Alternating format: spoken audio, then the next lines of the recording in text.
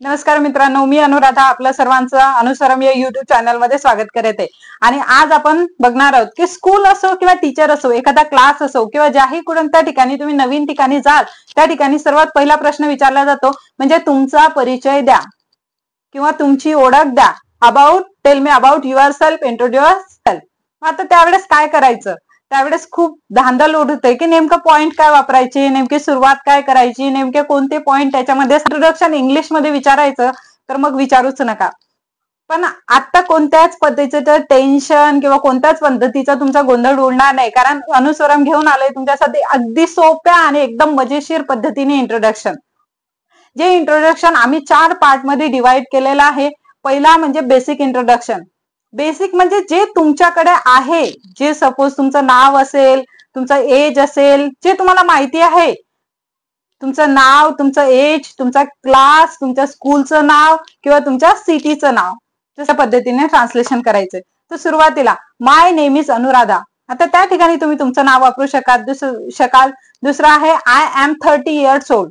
माझं वय 30 वर्ष आहे। तुमचं वय जे आहे त्या ठिकाणी तुम्ही मेन्शन करू शकता। I am in class 8। तुमच्या क्लास, तुमची जी क्लास असेल ते तिथं तुम्ही मेन्शन करायची। शाळा असेल त्या ठिकाणी तुमच्या शाळेचं नाव तुम्ही ऍड कराल। I live in Jalgaon. आता तुम्ही तुमच्या शहराचं नाव तिथे ऍड कराल। पुढचा पॉइंट आहे तो पहिल्या पॉइंट पेक्षा एकदम सोपा आणि सरळ पद्धतीचा पॉइंट आहे, तो म्हणजे तुमची तुमची पर्सनल इन्फॉर्मेशन। पर्सनल इन्फॉर्मेशन मध्ये दुसरं काहीच नसून तुमच्या हॉबीज आहे किंवा तुम्हाला आवडणाऱ्या फेवरेट थिंग्स आहे। जसं त्याच्यामधला माय फेवरेट सब्जेक्ट इज इंग्लिश। जसं तुमचा फेवरेट सब्जेक्ट तिथे तुम्हाला मेन्शन करायचा आहे। माय फेवरेट फ्रूट वगैरे तुम्हाला जेवढं सांगा। तिसरा पॉइंट आहे तुमचा फॅमिली बॅकग्राऊंड।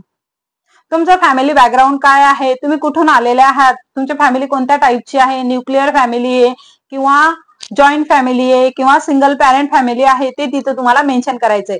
जसं my family is a nuclear family. And then त्याच्यानंतर तुमच्या फॅमिलीमध्ये तुमच्या फॅमिलीमध्ये आई असेल, वडील असतील, भाऊ असेल, बहीण असेल, आजी असतील, आजोबा असतील, तर ते तुम्हाला तिथं मेन्शन करायचंय की there are 5 member in my family. त्याच्यानंतर तुमच्या पॅरेंटचं जे ऑक्युपेशन असेल ते तिथं तुम्हाला सांगायचं आहे। ऑक्युपेशन म्हणजे माय फादर इज अ बँकर। तुमचे वडील जे व्यवसाय करतात तो तिथं मेन्शन करायचा आहे। माय मदर इज अ टीचर। आता तुमची आई जे काम करत असेल म्हणजे तुमच्या आईचा जो व्यवसाय असेल तो तिथे तुम्हाला मेन्शन करायचा आहे। किंवा तुमची आई जर घर सांभाळत असेल तर त्या ठिकाणी तुम्ही सांगायचंय my mother is a housewife or house manager. My mother is a housewife or house manager. त्याच्यानंतर तुम्हाला किती भाऊ आहेत किंवा किती बहिणी आहेत ते तिथं मेन्शन करायचंय। जसं I have brother, I have sister, I have 2 siblings. एक भाऊ आणि एक बहीण असेल तर त्या ठिकाणी तुम्हाला सांगायचं आय हॅव 2 सिबलिंग्स। त्याच्यानंतर तुमचा फ्युचर, तुम्हाला फ्युचर मध्ये काय व्हायचंय, ते तुम्ही मोठं झाल्यानंतर काय तुमचं जे स्वप्न आहे ते गोल काय आहे ते तिथं तुम्हाला मेन्शन करायचंय। जसं I want to become a collector, I want to become a teacher, I want to become a doctor. झालं, संपलं, एवढंच तुमचं इंट्रोडक्शन होतं की नाही सोपं? तर असंच आणखी जास्तीत जास्त सोप्या पद्धतीच्या आणसाठी आमच्या चॅनलला जास्तीत जास्त लाईक करा, सबस्क्राईब करा आणि शेअर करा। आणि हा विद्यार्थी मित्रांनो, एक विसरून तुम्हाला जे व्हायचं असेल ते मला खाली कमेंट बॉक्स मध्ये नक्की कमेंट करून सांगा। I will wait for your answer. Best of luck, bye.